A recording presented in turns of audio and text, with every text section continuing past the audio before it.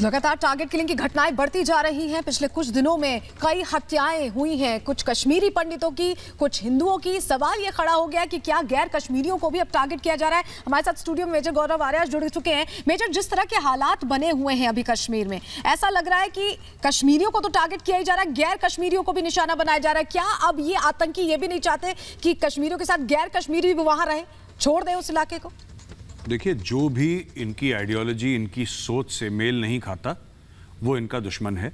ये कश्मीर में मुसलमानों को भी मार रहे हैं जो इनको लगता है कि हमारी कॉज के लिए वफादार नहीं है, जो इनको लगता है कि जैसे जम्मू और कश्मीर पुलिस में जो मुस्लिम्स हैं उनको ये टारगेट कर रहे हैं। ख़ास तौर से जो ऐसे लोग हैं जो कि चाहते हैं कि मुख्य धारा में मिले, कश्मीर भारत के साथ तो मिल भी रहा है, तो उनको एलिमिनेट करा जा रहा है। किसी खास पॉलिटिकल पार्टी, खास तौर से बीजेपी के लोग हैं, उनको टारगेट किया जा रहा है। तो ये सोची समझी बात। और जहाँ तक हिंदुओं की टारगेटिंग है, वो इसलिए नहीं है कि वो माइग्रेंट है या कश्मीरी पंडित है।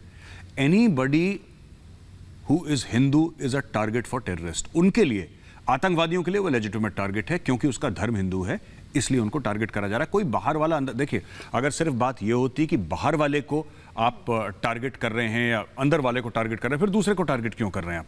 अगर आप बाहर वालों को टारगेट कर रहे हैं, फिर आप पंडितों को क्यों टारगेट कर रहे हैं? वो तो वहीं के रहने वाले हैं। और अगर आप पंडितों को कर रहे हैं, तो फिर आप बाहर वालों को क्यों कर रहे हैं? इसमें इशू दो हैं, और साफ पहला इशू ये है कि Hindus are being targeted for being Hindu, क्योंकि वो हिंदू हैं इसलिए उनकी हत्या हो रही है, पहली बात।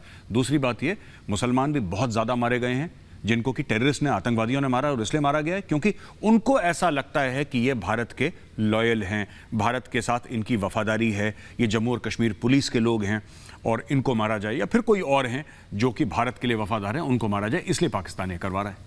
जी, हमारे साथ गुरसिमरन भी हमारे सहयोगी जम्मू से जुड़ रहे हैं। गुरसिमरन, हमने कल देखा था किस तरह से लोग प्रदर्शन कर रहे थे, मांग कर रहे थे कि उनका ट्रांसफर किया जाएगा। सुरक्षा की भावना पिछले दिनों जो कुछ घाटी में हुआ है उसमें, उसकी वजह से लोगों में आ गई है। आज भी जो घटना हुई, प्रवासी मजदूर को निशाना बनाया गया, कहीं ना कहीं दहशत का माहौल है। यही वजह है कि अधिकतर लोग चाहते हैं कि उनका ट्रांसफर कर दिया जाए जम्मू।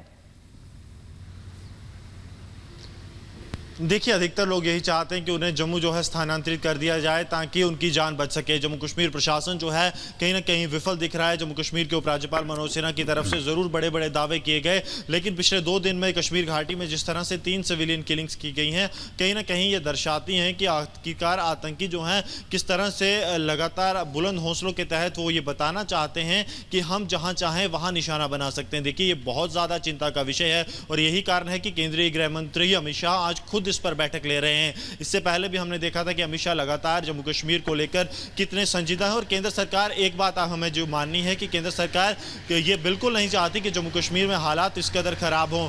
कहीं ना कहीं जम्मू कश्मीर प्रशासन से क्या इनपुट्स देने में चूक हुई, आखिरकार चूक कहां हुई है, वो सब चीज़ों का जायजा आज लिया जाएगा। देखिए, इस तरह के हालात केंद्र सरकार की तरफ से जब धारा 370 हटाया गया था तो उसका एक ही मकसद था कि हालात को सुधारा जाए, लेकिन जो पिछले दिनों से हालात बन रहे हैं, कहीं ना कहीं वो चिंता का विषय केंद्र के लिए भी है। और यही कारण है कि अमित शाह की तरफ से खुद आज एक बैठक जो है वो ली जाएगी, जिसमें जम्मू कश्मीर के उपराज्यपाल Manoj Sinha, DGP Dilbagh Singh, special DG CID R Swain, chief secretary Jammu Kashmir AK Mehta और उनके साथ साथ RK गोयल जो जम्मू के गृह सचिव हैं जम्मू कश्मीर के, वो भी इस बैठक में होंगे। देखिए, अमरनाथ यात्रा से ठीक पहले जम्मू कश्मीर में इस तरह के हालात बनना कहीं भी कोई अच्छे संकेत नहीं है। और लगातार देखिए, बिल्कुल गुरसिमरन, बड़ी बात है आप बता रहे हैं। आज बैठक में एक हाई लेवल मीटिंग होने वाली है, उसमें क्या कुछ फैसले लिए जाते हैं इस पर सबकी निगाह है। लेकिन मेजर, जो हालात बन रहे हैं, 1 महीने में अगर देखें तो 8 टारगेट किलिंग्स हुई हैं और 12 घंटे में 2 किलिंग्स ऐसी हो गई हैं जिससे कहीं ना कहीं डर का माहौल बना हुआ है घाटी में।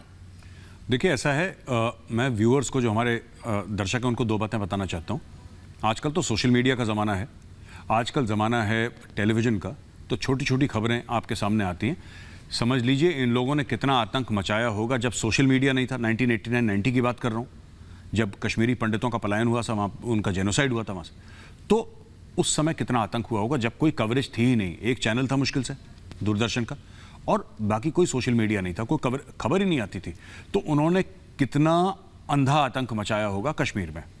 दूसरी बात मैं ये कहना चाह रहा हूँ कि ये टारगेटेड किलिंग्स का जो रोग है, ये जो डिजीज है, सिकनेस है, ये नई नहीं है। ये डे 1 से हो रही है टारगेटेड किलिंग्स। मुझे नहीं पता क्यों ऐसा मीडिया में आ रहा है कि टारगेटेड किलिंग्स हो रही हैं। टारगेटेड किलिंग्स कश्मीर में रुकी कब थी? ये आज से थोड़ा ना समस्या है, ये तो 1989 से टारगेटेड किलिंग्स हो रही हैं। ये आज से नहीं है शुरू, ये जो लोगों को गलतफहमी है कि साहब पिछले 6 महीने से टारगेटेड किलिंग्स हो रही हैं, पिछले 1 साल से, ऐसा नहीं है। ये कश्मीर में 30-35 साल से टारगेटेड किलिंग्स हो रही हैं। एक किसी को चुनो, उसकी हत्या करो और एक पैगाम दो, एक मैसेज दो पूरी कम्युनिटी को कि अब तुम भी सेफ नहीं हो, तुम भी सुरक्षित नहीं हो, फिर दूसरे को मारो, तीसरे को मारो। जब खौफ भरा था, दहशत भरा था कश्मीरी पंडितों में, तब ऐसी तो करा था। वो हाईकोर्ट के जज को मार दिया था, जो वो ऐसी चुन चुन के मारा। माफी के